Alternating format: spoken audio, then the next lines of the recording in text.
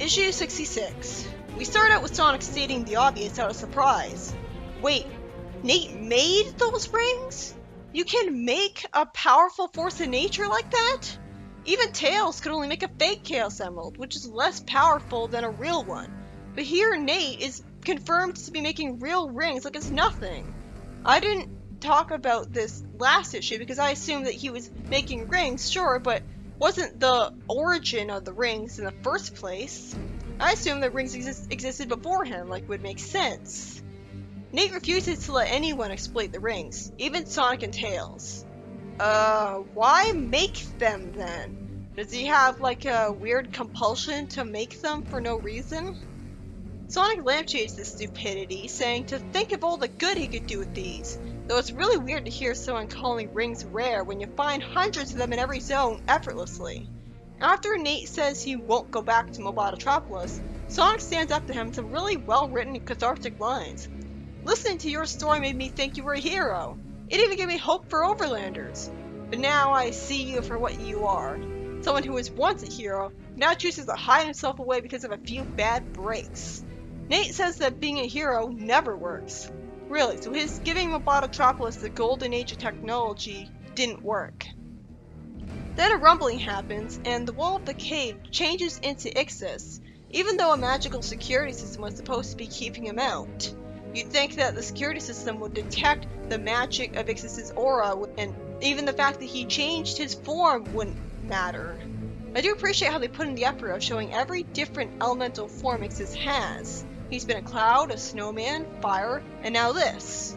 So Ixis now has this huge power source, and all of this feels incredibly arbitrary. Nate had no reason to make all of these rings, and Ixis had no reason to get here so easily. Nate and Eddie get separated from Sonic and Tails by raising Earth, and Eddie picks Nate up, with him telling him that the ceilings collapsed. He thought the two of them were buried under falling rocks, but fortunately they didn't get hurt at all somehow, and Sonic spin-dash Zelda them just fine. Naturally, all of those rings at once permits Ixis to transform himself, becoming more powerful, but Sonic and Tails had done the same thing and started to go super, with Tails even getting his Flickies of Doom. That I have to wonder why they weren't there for Turbo Tails. It's weird that they're transforming without 7 Chaos Emeralds each, though. But then again, I think enough rings actually would equal the power of 7 Emeralds. That ring energy is just a much weaker form of Chaos energy. After all, having them be two completely separate energies would be too convoluted. So it does make sense considering there was like over 1,000 rings there. Ixis proceeds to open a portal to the Zone of Silence. Way to excite me by making me think it was a zone I hadn't heard of yet, although this is good too. Why did a powerful wizard like him need to inscribe arcane symbols into air to do that? Why couldn't he just snap his fingers and create the portal? Why is his magic so picky that it needs him to write arbitrary symbols that it somehow is able to read and he can't just write in English? I mean, you'd think if magic is able to read, it would be able to read in English. I never liked the concept of magic words because of that. It's so arbitrary. It's explained that the last time he opened a portal to Zone of Silence, it was an accident. How do you accidentally do something like that? You'd have to be doing it intentionally, especially since there's so many different zones. So if the portal was created because he was bored with the Overlander War and wanted to explore a different zone, then there was a very tiny chance that the exact zone he got a portal to was Zone of Silence. Also, later on in the comic it's explained that people go to zones because someone wants them to. But why would that someone want Ixis to be able to go to Zone of Silence? A text blurb says that the blue radiance leaping towards Ixis is not that of Sonic? How? The next panel says it's Ultra Sonic instead, but those are the same person. Sonic's super form here is actually Ultra Sonic. It makes sense that it'd be a different form because he's transformed in a different way, not using any Chaos Emeralds. It also altered Sonic's voice, and that makes sense because it happened with the super form and Secret Rings too, so it's not unheard of. But it's equally arbitrary that magic would bother to change that. Why is it called Ultra as if it's better than Super Sonic though? Did he really get that many rings that his power supersedes that of 7 Emeralds? Even with some of the rings being used by Tails and Ixis instead? This is a pretty epic start to the fight though, giving Sonic and Tails more of a fighting chance of invincibility. Somehow they managed to make Ixis shoot lasers out of his eyes sound flowery and poetic. I gotta commend the writing there, I couldn't do that. But it was previously established that Ixis could only use magic against crystallized people to hurt them. So either this laser is only a super form thing, or that was only a restriction to the clone of him Sonic fought. Sonic douses the laser by constructing a shield of ice water, which I guess works by casting a magic spell forcibly lowering the temperature of anything that touches it, because if we were going by regular physics here, the lasers would just melt the ice. Heat beats ice, after all. Also, I'm guessing that the super forms also slightly alter your brain so that you instinctively know what you're now capable of, because otherwise Sonic would have never guessed that he suddenly had the ability to generate ice and use it as a tiny shield. I'm not going to say it's stupid and arbitrary though, because any new abilities he'll show here are justified by the ultrasonic form. As I start getting sick of the lack of dialogue with text narration instead, although the characters wouldn't really have anything to say other than Captain Obvious stuff, it's explained that the Zone of Silence is beginning to spill into reality at Ixis' will, because it's in that zone where Ixis found his magical skill greatly enhanced to the point of making him a being of absolute power. I presume because the Zone of Silence has way more magic in it. Okay, so Ultrasonic gets a different name, but Hyper Tails is just called what he is in the game? How humiliating is this for Ixis being attacked by cute little flickies? Sadly, with his super form, he has the power to freeze the birds in mid-flight, even though you'd think those birds being so magical, being generated from a super form and all, wouldn't be able to be affected by Ixis, and wouldn't be defeated so easily. At least his powers seem to be restricted to the 4 elements of nature, so there's some actual restricting of his overpoweredness. So there's some actual restricting of his powers to make him not overpowered, unlike with Enerjack. Although he can still manipulate stressed people to act and be the way he wants. So why isn't he doing that now? Boiling liquid meets a wall of constructed granite, and Ixis tells, okay, why the hell can't we just have a dialogue box of him saying this instead of it being in the narration? They got a little carried away there. It honestly distracts from the action of the scene, making me feel less immersed in it, as if we're just looking at this from an onlooker's perspective way after the fact. Anyways, Ixis tells of how he met and gained the loyalty of a Mobian named Feist, who was banished to the Zone of Silence shortly after Ixis had arrived there. Was this the name of the giant who nearly killed the king? Still no explanation on how the king got out of that, by the way, and how Kodos got out of that, since he was destroyed by him. Nate makes a stupid mistake by yelling at Ixis, and he gets sent away with magic and caught by Tails. But then the fight just underwhelmingly gets cut off with a time skip, with Tails and Sonic feeling weak and dizzy, having no memory of their transformations. I guess that's the drawback to them. This is certainly a departure from the game's Hyper Tails. I mean, really, he was pathetic. He should have easily wiped him out. I mean, what were the Flickies even there for if they got defeated so easily? Nate explains in his thoughts that this is because the rings were never meant for this kind of usage. Naturally, they're supposed to transform with emeralds. I feel pretty sorry for them here, with them passing out. Some text blurbs explain that this is happening while Ixis' power is going dangerously out of control. At least we didn't get cheated out of seeing him defeated. And it was that identical mastery of atomic particles that allowed him to transform everyone who entered his zone. The story then reminds you about the crystallized villains who were able to control their crystallization to survive the ravages of Zone of Silence on Ixis' side. It's explained that he uses the mastery of atomic particles, which would be magic in general, in order to crystallize people in the first place. But if he can do that, then why doesn't he have a lot more abilities? I mean, tons of different abilities could come from having the ability to transmutate something in general. I thought his powers were restricted to elements. And also, why is he able to control only people who are crystallized then?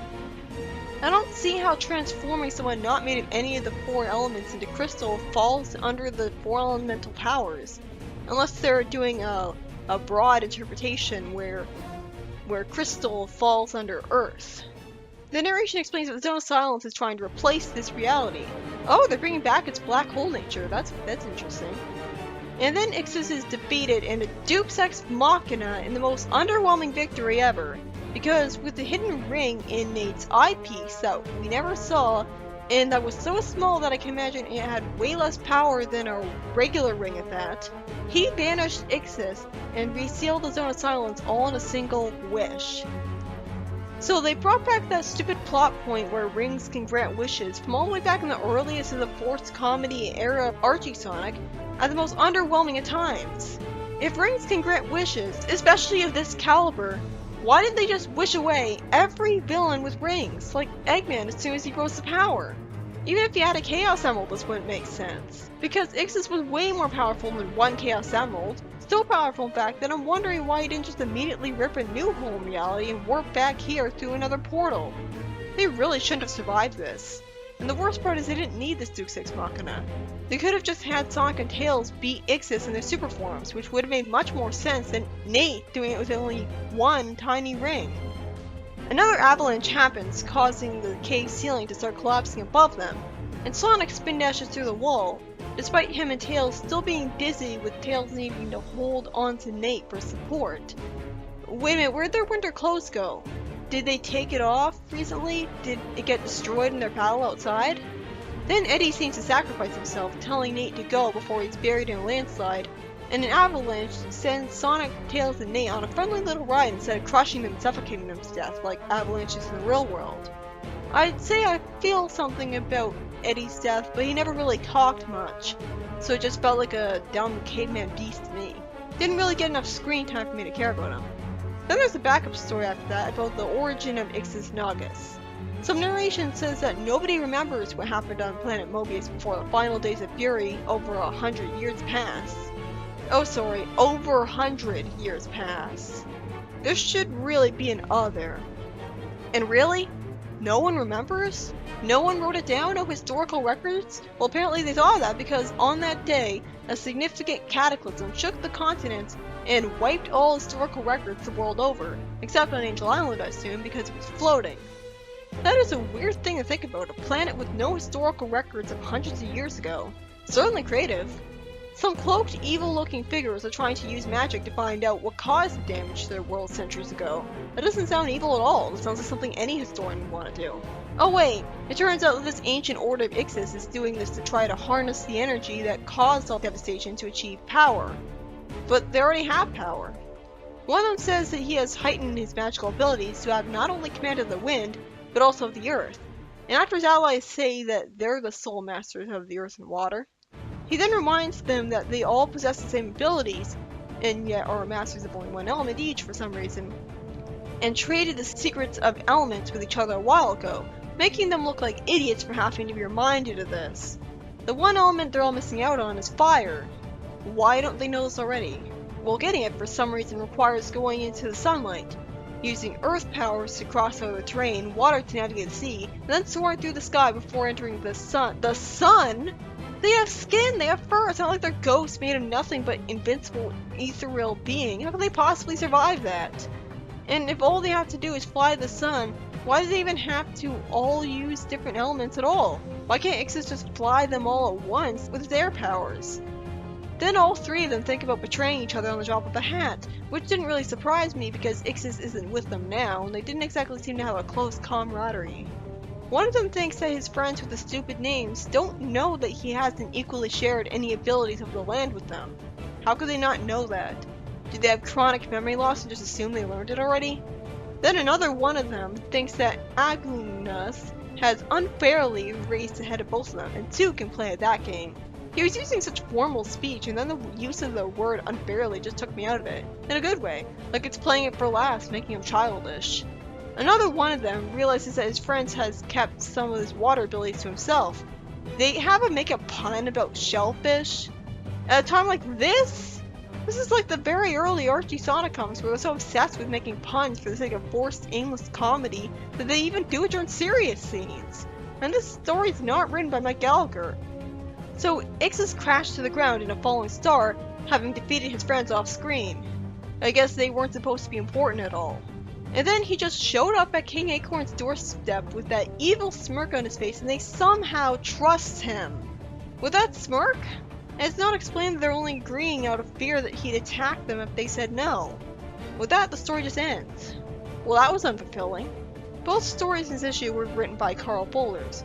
At the very least, we finally get Ixis Naugus defeated and put away for a while, but it's in the most disappointing, underwhelming way ever.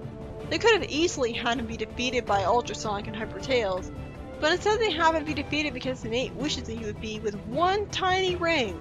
It's nice that he gets to be a hero, But this never should have happened in the first place. If rings can grant wishes, then why aren't they used for solving every conflict then?